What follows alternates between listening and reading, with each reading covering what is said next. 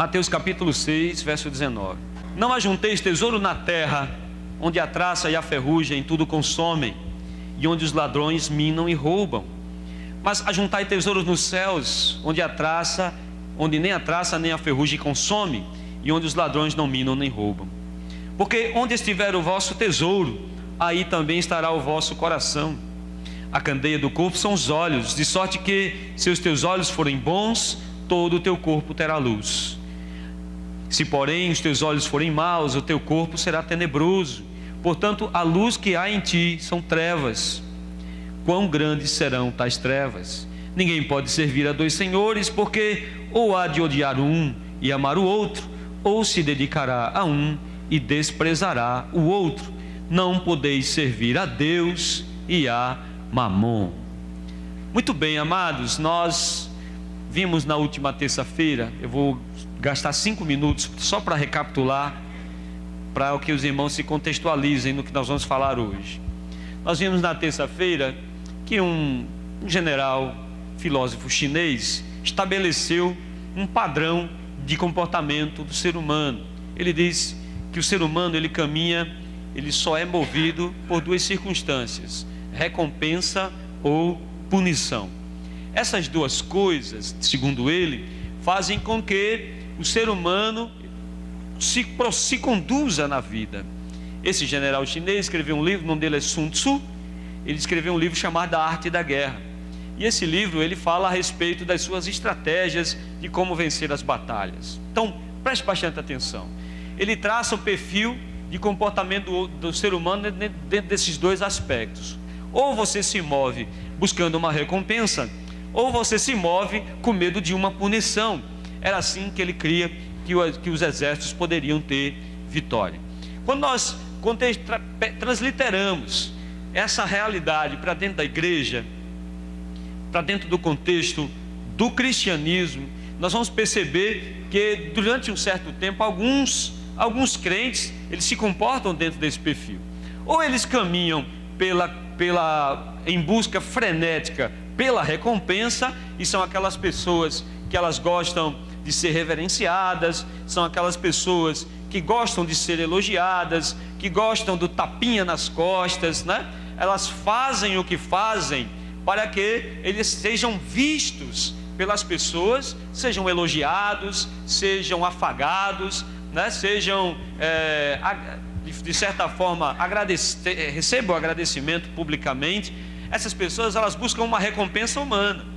Nós lemos do capítulo 6 de Mateus, verso 1 em diante, fala justamente, faz um contraponto justamente a esse comportamento, não é? Quando Jesus diz: olha, quando sua mão direita der uma esmola, a tua esquerda não veja. Ou seja, não é que você tem que dar esmola com a mão para trás. Na verdade, o texto diz que você não deve tocar trombetas diante de ti, que você não deve fazer isso buscando elogios humanos, que você não deve fazer absolutamente nada buscando reconhecimento ou elogios humanos, buscando uma recompensa humana.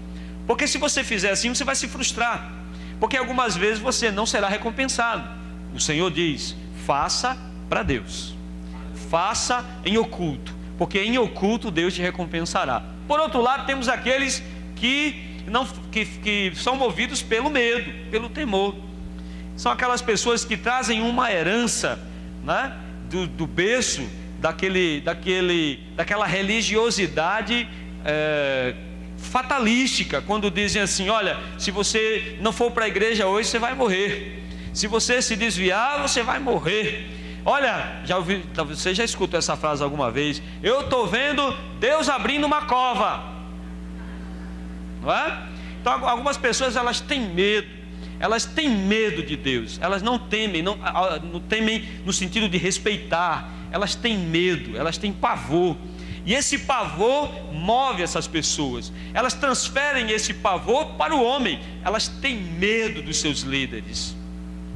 Elas têm medo do que possa acontecer. Então, essa camada de pessoas, ela também sofre, porque em algum momento, de alguma forma, ela não vai conseguir atingir suas expectativas. E aí ela vai perceber que ela não vai morrer, não naquela hora, né? Ela vai perceber que aquele fatalismo que ela prega não é da forma que ela imagina. Então, preste bastante atenção. Esses dois caminhos, tanto o caminho da recompensa como o caminho do temor, do medo, do pavor, eles levam do medo da punição, eles levam para o mesmo caminho, o caminho do fracasso. Porque fatalmente, em ambos os caminhos, a pessoa não vai conseguir chegar até o fim. Porque é como se aquela pessoa estivesse carregando um fardo muito pesado. Em algum momento ela não vai conseguir carregar mais. E aí, olhe para cá, nós vamos ver muitas pessoas que se desviam na jornada da sua fé, porque de alguma forma estava trilhando num desses dois caminhos. Nós vamos ver pessoas que se desviaram, que se afastaram da igreja, porque não foram reconhecidas. Você conhece alguém assim? Todo mundo conhece alguém que se afasta da igreja porque está machucado, porque aquela igreja não ama, porque não foi reconhecido. Ou ele vai se afastar da igreja porque ele não vai atingir as expectativas. Ninguém trabalha a 100 km toda hora. Ninguém trabalha em alta toda hora. E se aquela pessoa que sempre trabalha com medo, em alguma hora ela vai derrapar. Você está me entendendo? Diga amém. Então a Bíblia nos apresenta, no Evangelho de Mateus, no capítulo 6, nos apresenta uma terceira via. E é nessa terceira via que nós devemos caminhar. É a via da gratidão. Porque a gratidão, ela traz o equilíbrio perfeito. Quem trabalha sendo grato a Deus, ele não trabalha com expectativas, porque ele trabalha já sobre aquilo que ele já recebeu. Então você não vai trabalhar, você não vai se frustrar se você não receber algo, porque você trabalha com a consciência de que você já recebeu. Você já é grato a Deus por tudo que Deus já fez. Posso ouvir um amém, irmão? Então, aquele que é grato, ele se move e se constrange a fazer, porque ele se coloca na posição de devedor. Quem é grato é devedor. Se você é grato a uma pessoa, você é devedor daquela pessoa. Posso ouvir um amém? No interior, quando, por exemplo, você conseguiu um emprego como político, hoje não acontece mais isso, né? Mas conseguir um emprego com um político, aí era uma alegria.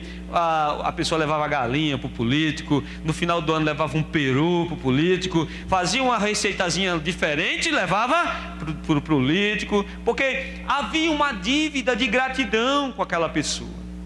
Se alguém faz algo por você, olhe para cá, e ele te convida a fazer alguma coisa, ou ele te pede um favor, mesmo que você não queira, você vai fazer, porque você tem uma dívida de gratidão com aquela pessoa. Amém, irmão? Então a terceira via é a que traz o equilíbrio perfeito. A gratidão, ela coloca você no equilíbrio perfeito, porque quando você é grato, você se move a fazer as coisas de Deus, você cumpre os estatutos de Deus. A palavra do Senhor diz que quem ama a Deus, os seus mandamentos não são pesados, porque você obedece com amor. Você obedece com alegria. Não é pesado fazer, você faz com alegria. Não é pesado vir para o culto, não é pesado vir para a igreja. Você vem para a igreja quando você é grato, como o salmista, quando diz: alegrei-me quando me disseram, vamos à casa do Senhor. Você não é obrigado a vir, você vem porque quer vir. Você se sente constrangido a vir, é algo que lhe impulsiona a vir. Quando você acredita em Deus, você é grato a Deus, então você é um dizimista fiel. Quando você crê em Deus, quando você é grato a Deus, você é um dizimista fiel. Quando você crê em Deus, quando você é grato a Deus, você é um frequentador dos cultos.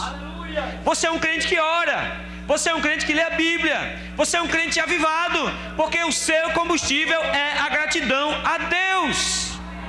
Amém, irmão? Então fazemos uma análise assustadora dentro do sofrimento que a igreja brasileira sofre hoje. Nós temos uma quantidade de pessoas que se dizem crentes que não são gratas a Deus. Ou pior, não acreditam em Deus. Quem me entendeu, diga amém. Muito bem, vamos lá. Mas eu não quero mostrar só a você aquilo que é, eu quero mostrar o caminho, porque o texto sagrado mostra o caminho de como servi-lo com gratidão. Capítulo 6 de Mateus, ele traz esses elementos. Do versículo 1 ao versículo 18, Jesus trata do indivíduo de si para si mesmo, ou seja, da sua vida devocional, da sua essência. Você vai ver esse texto aqui falando, em outras palavras, Jesus falando com os discípulos, dizendo assim: vós sois sal e luz. Sal diz respeito à essência, é aquilo que dá sabor. Luz é aquilo que ilumina. Quem está me entendendo diz amém. Sal diz respeito a você como indivíduo. Luz diz respeito a você como indivíduo na sociedade. Porque uma coisa é o conceito que eu tenho de mim, e outra coisa é o conceito que você tem a meu respeito. Você me entendeu, irmão? Muito bem.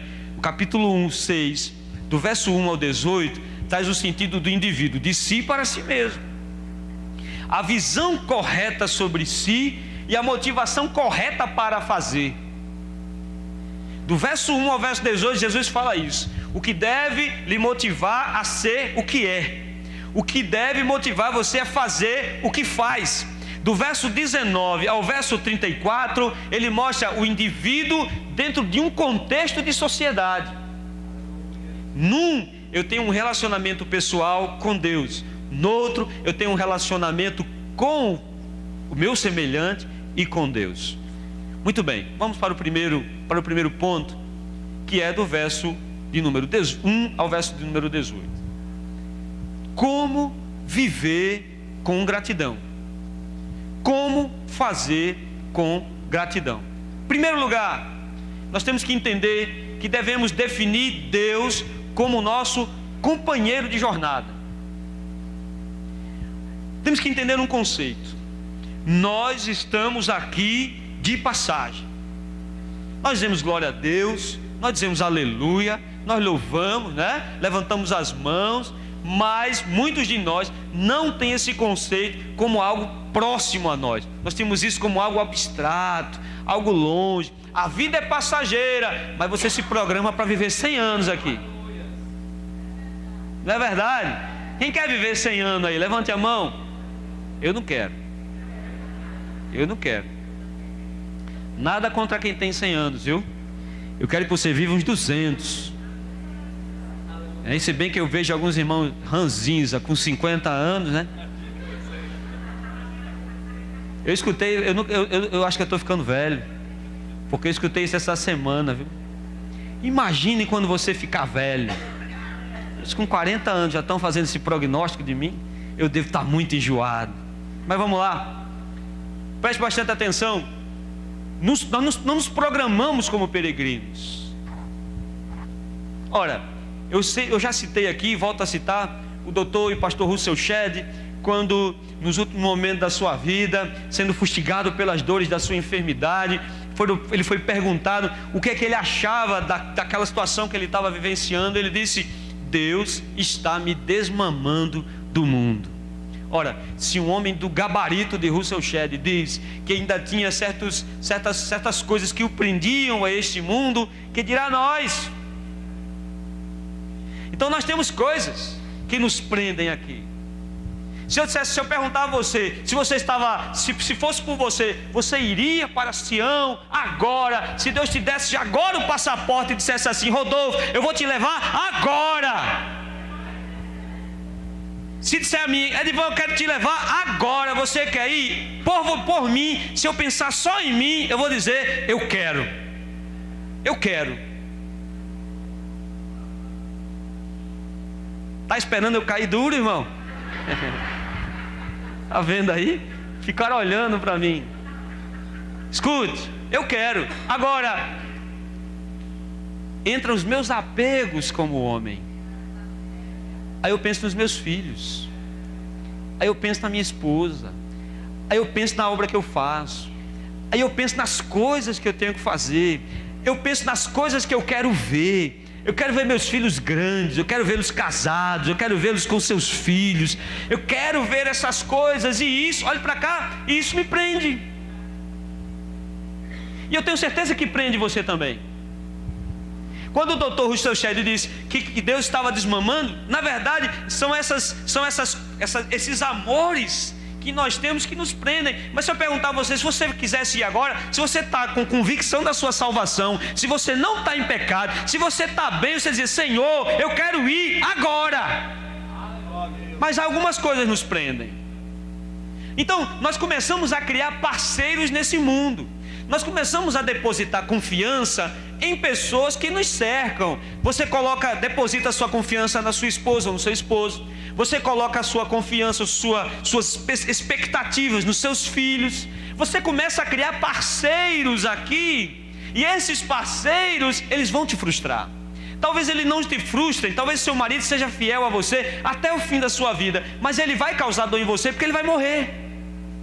Então, de alguma forma, algumas pessoas até no luto, elas ficam com raiva daquela pessoa que morreu. É sério, irmão, é sério. Algumas pessoas criam uma revolta por aquelas pessoas que morreram, porque elas eram tão apegadas àquela pessoa, que ela não consegue viver longe daquela pessoa. Não é? Então, preste bastante atenção. Quando nós criamos esses parceiros, nós estabelecemos, nós construímos a nossa casa sobre um terreno arenoso, porque tudo que é criado é falho. Tudo que é criado vai acabar. Você me entende? Diga amém.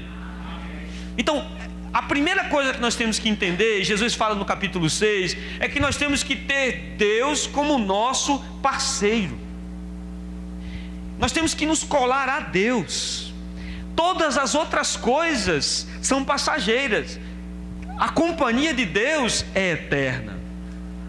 Você está me entendendo? Diga amém.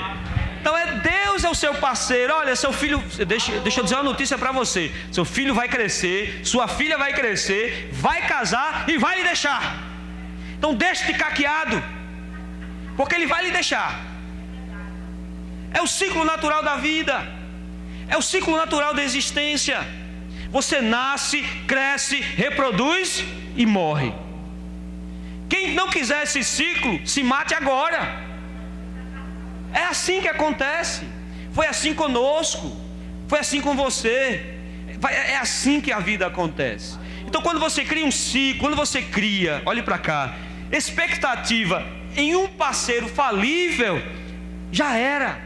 Você irá sofrer, você irá se decepcionar. Quando você olha do verso 1 até o verso 18, o Senhor está dizendo: olha, não faça nada para que os outros vejam, cola em Deus. Quando entrar no teu quarto, fecha a tua porta, cola em Deus. Quando você for fazer alguma coisa, faça, não mostre a ninguém, mostre a Deus. Vá com Deus, caminhe com Deus, esteja com Deus, viva com Deus, tenha relacionamento com Deus. Ele está dizendo: tenha relacionamento com Deus. Para você ser grato a Deus, você tem que conhecer Deus. Você tem que orar para Ele, falar com Ele. Você tem que confiar nele. Você tem que ouvi-lo. Você tem que cantar para Ele. Você tem que viver com Ele. Não existe confiança se não há convivência. E é isso que ele diz. Veja, é necessário entender isso, irmão, porque esse relacionamento vertical, ou seja, esse relacionamento com Deus, permite que eu tenha relacionamentos saudáveis aqui. Se eu não tenho um relacionamento com Deus na vertical, os relacionamentos que eu vou ter aqui, em algumas partes serão danosos. É aquele caso do pai que super protege o filho. E quando ele abre espaço para o menino crescer, o menino vai se arrebentar. Porque ele criou um relacionamento que não foi bom. Você está me entendendo? Diga amém. A gente tem mania de dizer assim: meus filhos não sofrerão o que eu sofri. Mas o que você sofreu transformou você na pessoa que você é hoje. Talvez se você tirar certas limitações que você sofreu para o seu filho, ele não vai ter o mesmo caráter que você tem. Quem me entendeu diz amém. Está duro hoje, né, irmão? Muito bem. Então essa consciência de parceria com Deus, ela tem que sair do plano abstrato para o plano real. Real. Eu me lembro de uma época que para tudo, até para botar nome no menino, a gente orava. para tudo, para escolher um emprego, para escolher um casamento, para escolher o lugar onde ia morar, para escolher o lugar onde ia trabalhar, para escolher o que ia fazer. Sentávamos, orávamos, buscávamos, nos ajoelhávamos. Deus, é isso que o Senhor quer? Deus, é isso que eu devo fazer? Senhor, fala comigo. É parceria com Deus. Quando você tem essa consciência, de parceria com Deus, você não a faz com os homens. E o que você faz, você não faz como que fizesse para homens. Colossenses capítulo 3, verso 23. Paulo diz assim: tudo quanto fizerdes, fazei-o de todo o coração, como para o Senhor e não para homens, ciente de que recebereis do Senhor a recompensa da herança. A Cristo, o Senhor, é que estais servindo. Paulo tinha consciência desse relacionamento. Se Paulo não tivesse, olhe para cá, se Paulo não tivesse essa consciência desse relacionamento de parceria com Deus, Paulo ia entrar para a história como um dos missionários mais frustrados do cristianismo. Paulo é o autor inspirado por Deus da famosa frase: tudo coopera para o bem dos que amam a Deus. O contexto dessa frase não é vitória. O contexto dessa frase é sofrimento, é luta, é dificuldade, é peleja. Aí ele diz: ei, tudo coopera, tudo trabalha, tudo acontece para o bem daqueles que amam a Deus. Amém, irmão? E Paulo diz isso: olha, o que você for fazer, ele está falando para os servos, o que você for fazer, faça não para os homens. E aí entra dentro do contexto de mordomia, quando você vai trabalhar. E aí entra dentro do contexto da sua família. E aí entra dentro do contexto da igreja.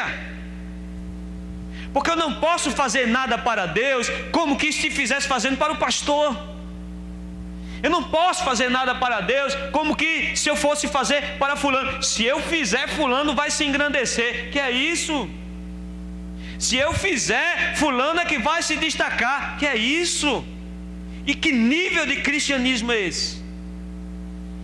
Que nível de Bíblia é esse? Tudo que fizer, faça de todo o coração, faça com força, faça com vontade, faça com vigor, faça como se estivesse fazendo para Deus. Ele termina o verso dizendo: porque é a Cristo que vocês estão servindo. Então, se você lidera, faça com todo o seu amor, faça, aconteça, se esmere, se dedique, se gaste, para que ninguém veja. Não tem para que ninguém lhe ver. Se bem que temos a certeza que a seu tempo alguém verá. Mas não tem para que eu fazer para você ver. Nossa, o pastor Edivan, sim, viu? Ali é um pastor, viu? Vou lhe falar, viu? Vou lhe falar, viu? Não precisa disso. Você tem que fazer, olhe para cá, fazendo para Deus. Senhor, eu vou fazer aqui, ninguém vai ver. Aleluia. Eu fico imaginando muitas vezes quando o Senhor foi entregar os seus galardões naquele último dia. Quantas surpresas, quantos anônimos têm sustentado a igreja com suas orações, quantas pessoas que não surgem, não aparecem, mas que Deus tem levantado durante as madrugadas para fazer orações intercessórias, para manter a igreja de pé com suas orações em seus joelhos. Aleluia. Nós não fazemos nada para aparecer para ninguém. Nós não fazemos nada para que amanhã tenha o nosso nome numa rua ou tenha uma estátua nossa em algum lugar. Nós fazemos tudo para a glória de Deus. Mas você só faz isso se você entender que Deus é seu parceiro. Você só faz isso se entender e caminhar com Deus. Vamos continuar. O verso primeiro, ele diz assim: guardai-vos de exercer a vossa justiça diante dos homens, porque qualquer coisa que fizermos o contrário de andarmos com Deus e fazermos para Ele, é buscando a glória nossa. Nós buscamos muitas vezes a nossa glória. Nós temos, olha irmãos, olhe para cá, o ser humano, por concepção, é um ser vaidoso. Nós somos vaidosos.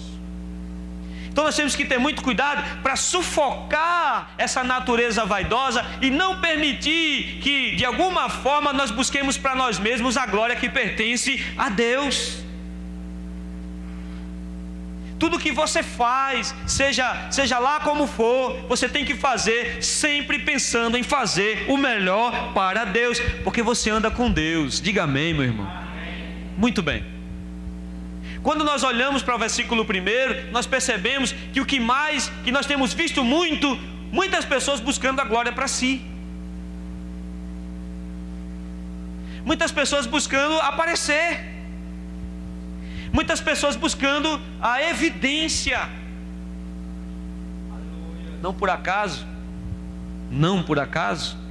algumas igrejas, a placa de algumas igrejas é a foto do seu pastor. Ministério fulano de tal. A igreja é de Cristo. Cristo é glorificado, Cristo é evidenciado, Cristo é o centro dela, Cristo é quem aparece nela. Qualquer coisa fora isso é vanglória humana, é vaidade humana. Você concorda comigo? Diga amém. Vamos adiante. Os fariseus, eles andavam dentro dessa perspectiva, eles faziam para aparecer. Eles iam dar a oferta para aparecer. Eles faziam caridade para aparecer. Eles faziam as coisas para aparecer. Então nós como igreja, nós temos que ter muito cuidado. Nós temos que divulgar o nosso trabalho. Você entende? Nós temos que divulgar o que fazemos, porque as campanhas só dão certo quando nós divulgamos. Fizemos a campanha, a SAFP fez a campanha do Hospital do Câncer. A gente tem que divulgar, a gente tem que propagar, porque quanto mais pessoas souberem, mais pessoas vão ajudar. A nossa igreja no Arruda faz o trabalho com os moradores de rua. Tem que divulgar, porque se não divulgar, as pessoas não vão acompanhar. Está me entendendo? Diga amém. Eu estou falando da glória própria. Eu estou falando de querer aparecer. Eu estou dizendo mostrar algo para que os homens vejam. A primeira coisa que nós temos que entender é definir nosso caminhar com Deus. Eu quero aparecer para Deus ou para os homens? Irmão, eu entrei num dilema. Quando eu via, olhe para cá, quando eu via certas igrejas, começando num final de semana, no outro, bum, a igreja é enorme, a igreja, e aquela coisa toda, e a igreja lotada, eu entrei num dilema. Mas a gente, Senhor, a gente batiza 20, 30, e é uma angústia tão grande para segurar esses. As pessoas estão batizando 1.000, 2.000. Eu entrei num dilema. O dilema é, olhe para cá, ou eu apareço em evidência para os homens, ou eu apareço em evidência para Deus. Você me entende? Diga amém. Porque a gente podia botar uma arca aqui, vamos inventar um negócio agora, o baú de sal de Moisés. O baú de sal de Moisés está aqui. Os cabelos do gigante, os cabelos de Golias. Quando inventa-se esse tipo de estratégia, olhe para cá, enche, lota. Quando tem gente caindo, quando tem gente dizendo, ei, você de azul, levanta, eu tenho um negócio para você, abra a mão, enche. Mas quando você senta aí, nesse banco confortável, para aprender, algumas pessoas chamam de cajadada, mas é para aprender, para ser confrontado, para ser afrontado, para dizer assim, meu Deus, eu errei, eu preciso mudar nisso, sair daqui dizendo, Senhor, me corrige nisso, Senhor, eu preciso melhorar aquilo. As pessoas não querem. Algumas pessoas não querem, você entende, irmão? Diga amém. É mais fácil deixar a esposa e arrumar outra do que sentar e resolver o problema. É mais fácil andar pelo caminho da desonestidade e encontrar um lugar que abrigue sua desonestidade. Deixa eu caminhar. Os fariseus caminham por esse lado. Eu quero caminhar com Deus. Eu quero chegar naquele dia e ter a minha consciência limpa de que o Senhor vai me chamar e vai chamar o meu nome, e chame o seu nome. Então é melhor você ser corrigido hoje do que ser envergonhado naquele dia. E a oração modelo nos apresenta isso. Se você olhar para a oração do Pai Nosso, você vai ver em todos os momentos: venha o teu reino, venha a tua vontade, dá-me o pão, numa total submissão de um relacionamento íntimo com Deus, de um relacionamento íntimo com o Criador. Quando você vai para o versículo 5 a 8, você vai ver o pré-encontro. Ele diz: entra no teu quarto, fecha a porta atrás de você, ora em secreto, e em secreto Deus te ouvirá. É relacionamento, irmão. É relacionamento. Não é alardear, não é mostrar, ninguém tem que ver. Quem tem que ver teu problema é Deus. Quem tem que resolver teu problema é Deus. Quem tem poder para fazer é Deus. Mas às vezes falamos para todo mundo e não falamos para Deus. Deus sabe, mas é que Ele quer ouvir da tua boca. Ele quer ver você de joelho, dobrado, no teu quarto, no oculto, ninguém vendo, tuas lágrimas rolando, teu sofrimento saindo, você gemendo e Deus agindo em seu favor. Oh, aleluia! Deus está nos chamando. Vamos andar com Deus. Andar com Ele. Não é andar bonito de gravata e todo mundo olhar e dizer assim: ali vai um homem de Deus. Que ninguém veja, que as pessoas nos tenham por escárnio, por escândalo, mas que tenhamos um relacionamento de intimidade com o Todo-Poderoso. Porque quando eu ando com Deus, na total dependência de Deus, a oração do Pai Nosso, olha para cá, é uma oração de total dependência. Venha o teu reino, faça a tua vontade, assim na terra como no céu. O pão nosso, me dê o pão. Livra-me do mal. Ele está fazendo o quê? Deus, o Senhor é soberano. O Senhor pode tudo. O Senhor faz tudo. Eu não sou nada, eu não tenho nada. Eu não tenho força para ir, para voltar. Eu sou pequeno. Deus, vem comigo, vai na minha frente, toma a minha mão. Não me deixe nem eu segurar na sua mão, como diz o hino. Segura!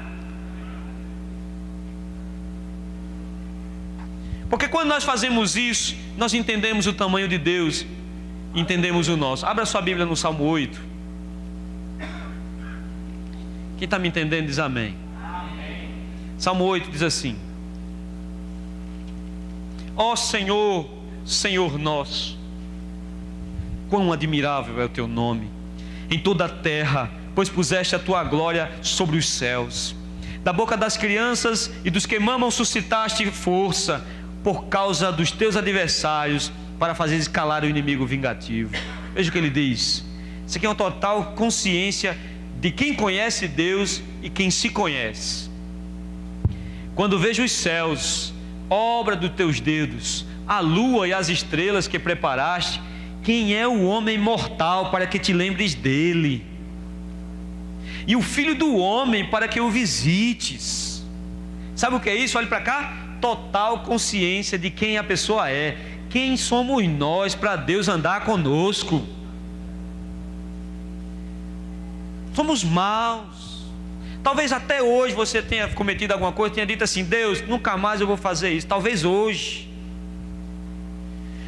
sem perceber você emitiu juízo contra o seu irmão. Talvez hoje sem perceber você caluniou alguém. Talvez hoje você tenha cometido mau pensamento, você tenha pecado em pensamentos, em atitudes, em ações, em omissões. Quem somos nós? O salmista diz: quando olhamos para a criação, quando olhamos para as estrelas que o Senhor fez, que o Senhor com tua mão criou, quando nós olhamos para tudo isso, que é o homem para que o Senhor se lembre de nós? Está me entendendo, meu irmão? Diga amém. E ele continua: contudo, pouco menor o fizeste do que os anjos. e de glória e de honra o coroaste. Aleluia. Fazes com que ele tenha domínio sobre as obras das tuas mãos, tudo puseste debaixo dos teus pés. Sabe o que ele está dizendo? Mesmo Deus sendo grande, mesmo eu sendo pequeno, o Senhor nos coloca como mordomos daquilo que Ele criou. No mesmo momento que ele reconhece que ele é pequeno, que ele reconhece a soberania de Deus, ele reconhece que Deus emprega a sua bondade para nós e somos merecedores, dignos, não dignos, mas aptos, pronto, para receber a sua bondade e assumir o controle da sua criação. Quem está me entendendo diz amém. Então, deixa eu tentar explicar esse primeiro momento. A primeira coisa é definir meu caminhar com Deus. Quando eu defino que eu quero andar com Deus, grato a Ele, eu tenho que entender quem eu sou nessa tapeçaria de Deus. Eu não sou nem mais, nem menos importante do que você. Você está me entendendo? Está me entendendo? Nesse quadro de Deus, você não é mais importante do que eu e nem é menos importante do que eu. Todos somos necessários. Ocupe o seu espaço no projeto de Deus. Ocupe o seu espaço. É isso que Deus está dizendo. Ande comigo. Ei, olhe para cá, ande comigo. Tenha relacionamento comigo. Eu engrandecerei você. Você é pequeno, mas eu vou levar você aonde você nem imagina. Aleluia, glória a Deus. Vou te colocar sobre o controle do que eu criei. O salmista no Salmo 8 está dizendo isso. Não se subestime de se achar o mais miserável de todos, nem se superestime de se achar melhor do que todos. Ocupe o seu espaço no projeto de Deus. Entenda a sua missão. Está com sono? Diga amém. Vamos embora. Deixa eu caminhar. Estou percebendo que os irmãos estão cansados. Defina. Se defina. Sabe o que acontece muitas vezes? Olhe para cá. Nós empurramos com a barriga. Nós temos uma coisa para resolver. Nós temos atitudes a tomar, posturas a tomar, mas nós não tomamos. Nós vamos empurrando. É assim ou não é? Vamos empurrando. Tem um problema que você sabe que você vai ter que se levantar para resolver, mas você não resolve, você vai empurrando. Vai empurrando. Às vezes é um diálogo com o cônjuge. Alguma coisa que o cônjuge fez. Você tem que sentar e dizer, olha, por aqui não dá certo, precisamos fazer isso, mas não faz. Vai empurrando. Defina. Qual é o projeto de Deus para a sua vida? Olhe para cá, qual é? Você sabe qual é o projeto de Deus para a sua vida? Defina o rumo da sua vida. Ande com Deus. Vamos lá, senão não vai dar tempo. Defina. Depois que você se define, ou seja, eu sei quem eu sou. Do verso 1 ao verso 18 agora, eu sei quem eu sou. Eu sei o que é que Deus quer de mim. Talvez você descubra isso cedo. Talvez você descubra isso mais adiante. Mas Deus tem um plano para a sua vida. Isso não é jargão de pregador para lhe animar ou para fazer você abrir os olhos, você que está dormindo. Isso é verdade. Agora, eu sei o que é que Deus quer de mim. Maravilha. E agora? Agora eu vou caminhar. Eu vou me mover. Porque, olhe para cá. Quando você não se define, você segue o fluxo. Imagine um rio e um cardume de peixe. Quando você não se define, você é um desses peixes. Quando você conhece Jesus, faz uma aliança com Ele, sabe o propósito que Ele tem na sua vida, olhe para cá, você vira. Você não segue mais o fluxo. Você agora tem direção própria. Você está me entendendo, meu irmão? Ninguém agora vai dizer a você, é assim. Não, você agora é guiado pelo Espírito Santo de Deus. E você vai num caminho. Então, entendendo quem é Deus, entendendo quem é você, você vai encontrar o seu lugar no mundo. Não vou fazer a leitura, mas Mateus capítulo 4, verso 1 ao verso 11, você anote lá em casa, é a síntese do que eu estou falando para os irmãos. Como assim? No capítulo 4 de Mateus, o diabo em todo momento tenta desvirtuar Jesus. Em todo momento ele tenta tirar Jesus do caminho. Lembre-se, Jesus era Deus encarnado, amém? Era Deus ali diante, só que ele estava na forma humana, como homem. Então o diabo tenta desvirtuá-lo a todo custo, a todo momento, tentando criar um conflito entre a missão de Jesus e o mundo.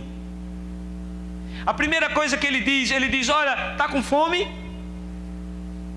Transforma estas pedras em pães. Você é filho de Deus? Jesus podia ou não podia? Podia ou não podia? Mas era a missão dele? Não.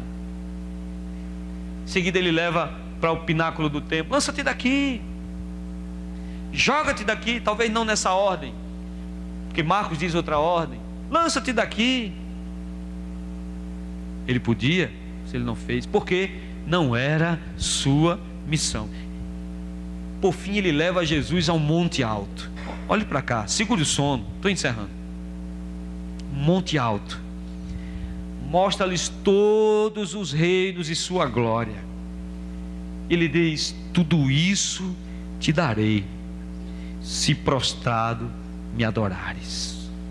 Olhe para cá, a missão de Jesus era conquistar o mundo caído. Posso ouvir um amém? Amém. Conquistar o mundo caído, aplacar a ira de Deus. O diabo está dando para ele a missão que ele veio fazer por um caminho mais fácil. Em outras palavras, me deixe contextualizar. O diabo disse: olha, não precisa ir para a cruz não. Sabe o que vai acontecer? Sabe o que vai acontecer com você? Você vai ser chicoteado, esbofeteado. Olha, por um momento Deus não te enxergará. O pecado vai estar ali diante. Você vai atrair o pecado do mundo. Eli, Eli, lama sabachthani, né? Deus meu, por que me abandonaste? Você não precisa passar por nada disso. Eu te ofereço um caminho melhor. Basta que você se ajoelhe aí rapidinho. Ele podia? Podia, mas não era a sua missão. Quando você sabe quem você é, quando você sabe o que Deus quer da sua vida, quando você anda com Deus, o diabo pode fazer o que for, pode trazer o inferno para cima de você. Você permanece naquilo que Deus determinou. Você permanece, você não para. Quando você junta essas duas coisas, irmão, olhe para cá, você se transforma num crente imparável. O inferno se levanta, tentações se levantam, problemas se levantam, e você continua marchando, e você continua marchando, e você continua marchando. É pancada de um lado, é porrada do outro, calúnia do outro, e você continua marchando, e você continua marchando. E o diabo não entende por que ele te maltrata tanto, por que ele te bate tanto, por que ele te frustra tanto, e você continua caminhando, e você continua marchando, e você continua indo, porque você sabe quem você é, você sabe o Deus em quem você serve, e você anda com Deus. Aleluia. Ninguém te para. Glória a Deus. Nada te para. Glória a Deus. Aleluia. Nada vai te parar. Que dirá uma criticazinha ou a falta de um elogiozinho, isso você passa por cima como se fosse uma lombada pequena. Você caminha, você vai, porque você sabe que tem coisas maiores diante de você. Oh, aleluia. E eu vou parar porque não gostam de mim, eu vou parar porque me criticam, eu vou parar porque falam de mim. Eu quero é Canaã celestial. Aleluia. Eu sei o que Deus quer para mim, eu sei onde eu vou chegar, eu sei onde Deus quer me levar, e eu vou parar por causa de um filisteu. Eu vou seguir em frente, meu irmão. Sambalate que fique, Tobias que fique. O muro vai subir. O muro vai subir. Aleluia. É isso que ele está dizendo. Saiba quem você é, quem você é. Você é filho de Deus, lavado e remido pelo sangue do Cordeiro. Em você habita o Espírito Santo do Senhor. Você foi selado pelo Espírito Santo do Senhor. Sobre você recai a promessa de Deus. Sobre você está a mão de Deus. Eu vou parar porque não gostam de mim. Olharam para mim feio. Disseram que eu não ia conseguir. Disseram isso, disseram aquilo. Vão morrer dizendo, porque eu vou continuar caminhando. Eu sei onde eu vou chegar. Eu sei onde eu quero chegar. Você entende isso? Diga amém, meu irmão. Eu sei, Deus já falou, porque Deus já falou ao seu coração onde você vai chegar. Deus já falou para você o que vai acontecer. Deus já falou para você, falou sim, porque Ele fala conosco. Ele estabelece a sua meta, Ele traça a sua meta. Agora caminhe. Eu fico preocupado quando alguém para por causa de crítica. Ou ele não entendeu o Evangelho, ou ele não entendeu quem é Deus. Não pare. Essa convicção ela é necessária, porque o mundo vai tentar te corromper. O diabo vai tentar te parar. Ele não vai tocar, olhe para cá, num fio do seu cabelo. Ele não vai te empurrar. Algumas pessoas, uma pessoa me procurou uma vez e disse: "Ah, pastor, na minha casa as panelas caem. Na minha casa eu vou passando no corredor, eu levo um empurrão." O demônio está virado mesmo. Senhor, o que é que o senhor me diz? Ore e bota esses capetas para correr, porque ele não tem autoridade para tocar num fio do seu cabelo. Ele não tem, olhe para cá, ele não tem autoridade para tocar num fio de teu cabelo. Para atribular Jó, ele foi para Deus e disse: olha, ele perturbou, disse: vai lá agora, não toca nele, não toca nele, ele é meu. Não bota a mão nele. Aleluia. Agora ao seu redor, meu amigo, se prepare. Vai vir muita coisa para tirar a sua atenção. Vai vir muita coisa para te distrair. Disse-me disse. Eita, olha, sabe uma coisa, irmão? Tem muito disse-me disse. Deus tem um plano maravilhoso para a sua vida. Oh, aleluia, aleluia. Se pudéssemos ver o que Deus tem preparado para nós, eu acho que a gente saia já correndo, alegre, levantando as mãos e dando glória a Deus. Você entende isso, meu irmão? Diga amém. Deixa eu caminhar. Esse tempo me faz correr. Não deixe o exterior corromper seu interior. Quem é o seu parceiro? Deus. Deus. Eu posso te decepcionar. Teu marido pode te decepcionar. Teu filho, tua filha pode te decepcionar, pode fazer você chorar. Mas quando teu pai e tua mãe te abandonarem, o Senhor te acolherá. Ele é a tua sombra, jamais te deixa. O salmista disse: eu subo a montanha mais alta, Ele está lá. Se eu coloco a minha cama lá embaixo no vale mais profundo, no inferno, Ele está lá. Aleluia. Ele não me deixa, Ele não me abandona, Ele zela pela minha alma. E Ele tem um projeto na minha vida. Ele tem um projeto para mim, Ele tem um projeto para você. Não sei o que você vai fazer com o seu, mas o meu eu vou correr atrás e vou conquistar. O meu eu vou atrás até conseguir. Aleluia. Aleluia. Aleluia.